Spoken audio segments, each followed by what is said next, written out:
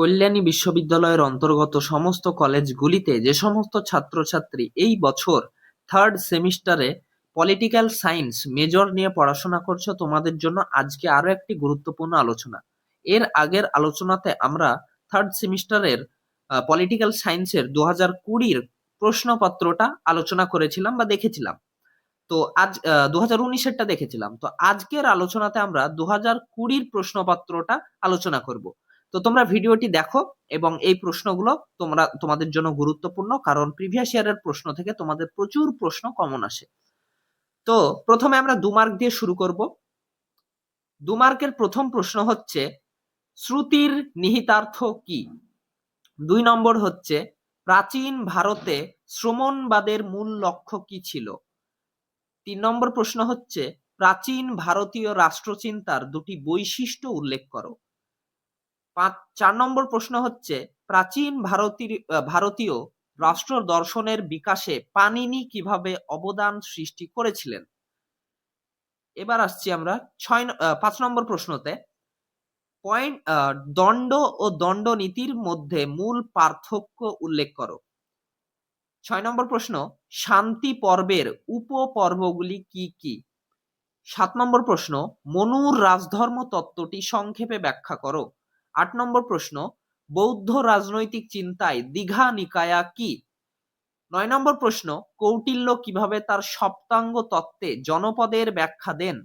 10 নম্বর প্রশ্ন, কৌটিল্যের মতে রাজার আবশ্যিকভাবে অর্জিত গুণগুলি কি? 11 নম্বর প্রশ্ন, কৌটিল্য কিভাবে তার ধারণায় রাষ্ট্রের জনকল্যাণমূলক প্রকৃতি চিত্রায়িত করেন? 12 নম্বর প্রশ্ন, ভারতের মধ্যযুগীয় কেন্দ্র শাসন ব্যবস্থায় মজলিসি আম কি ছিল? 13 নম্বর প্রশ্ন, বার্নির রাষ্ট্রতন্ত্রের 2টি মৌল বৈশিষ্ট্য উল্লেখ করো, মানে মৌলিক বৈশিষ্ট্য। এর পরের প্রশ্ন হচ্ছে, আবুল ফজল কিভাবে তার বাদশাহ এর ধারণাটি ব্যাখ্যা করেন? শেষ প্রশ্ন, আবুল ফজল কিভাবে সমাজস্থ মানুষের শ্রেণী বিভাগ করেছিলেন? এবার আসছি তোমাদের 5 মার্কের প্রশ্নগুলি সম্বন্ধে।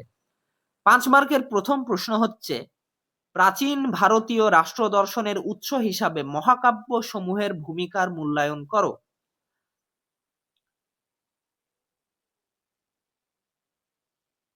2 নম্বর প্রশ্ন, মহাভারতের শান্তি পর্বে বর্ণিত রাজধর্মের মূল্যায়ন তুমি কিভাবে করবে?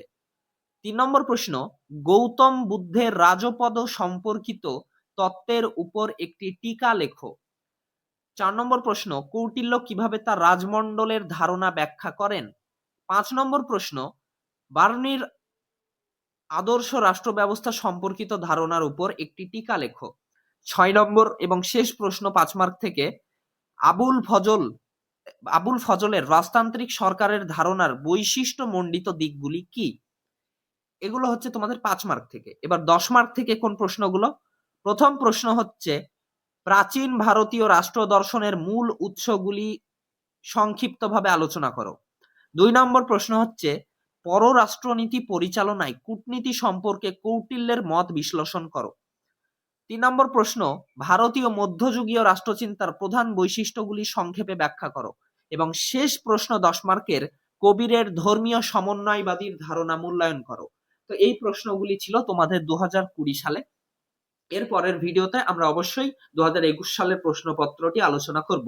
আজকের মতো এই পর্যন্তই। ভালো থেকো সবাই, ভালো করে পড়াশোনা করো।